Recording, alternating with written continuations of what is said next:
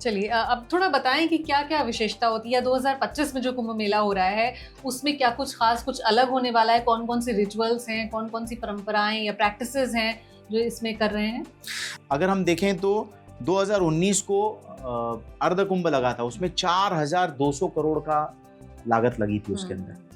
और 2013 में अगर देखें तो कुंभ मेला जब लगा था तो 3 करोड़ लोग आए थे वहाँ पर। कितने?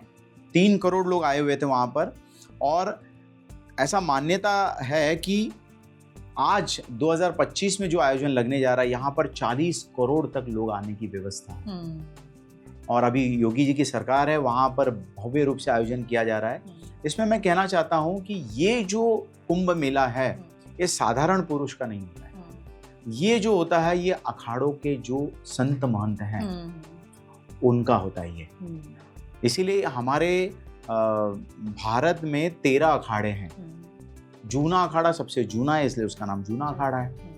तो ऐसे ही रिचुअल्स की आप बात कर रहे हैं, तो उनके जो अखाड़े के जो महंत होते हैं, वो अपना टेंट लगा करके, तो वो 1 महीना अपने शिष्यों को सारी चीज़ें उपलब्धि में देते हैं। उनको बहुत सारी दीक्षाएं दी जाती हैं, क्योंकि सूर्य जो है वो मकर राशि में होता है, अच्छा समय चल रहा होता है। तो कहते हैं ना, इसका भी मुहूर्त है। तो वो सुबह अर्ली मॉर्निंग ब्रह्म मुहूर्त में उठ करके स्नान करना, भगवान के गुण गाना, भजन करना, फिर भंडारा लगाना।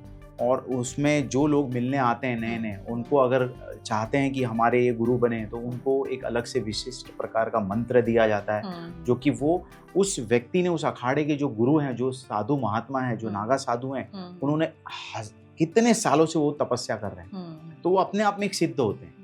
और ये परंपरा ऐसी आई है कि वो कानों में बोला जाता है, तो वो भी वहाँ पर रिचुअल्स किए जाते हैं। और आपको मैं बहुत गहराई की बात बताने चाहता हूँ कि आपने कभी नागा साधु को कभी रोड पे देखा क्या?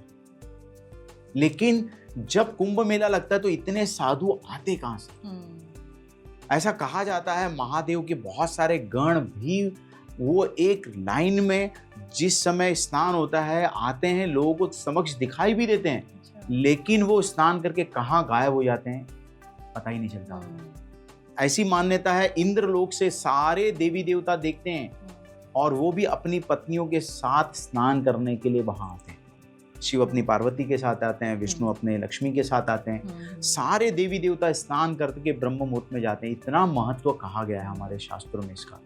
तो ये समय 13 अखाड़े के लोग, उनकी लाइन अलग होती है, उसके अंदर अपना कर्तव्य दिखाते हैं। अगर नागा साधुओं की बात की जाए तो नागा साधुओं ने हमेशा लड़ाई के वक्त बहुत बड़ा योगदान दिया हुआ है, बहुत बड़ा। ये इसके अंदर मैं कहना चाहता हूँ, डॉक्टर, इंजीनियर, साइंटिस्ट, काफी लोग हैं इसके अंदर, जिनको उनको अध्यात्म का रस लगा और उन्होंने पूरे कपड़े अपने छोड़ करके उन्होंने पूरा दीक्षा ले ली।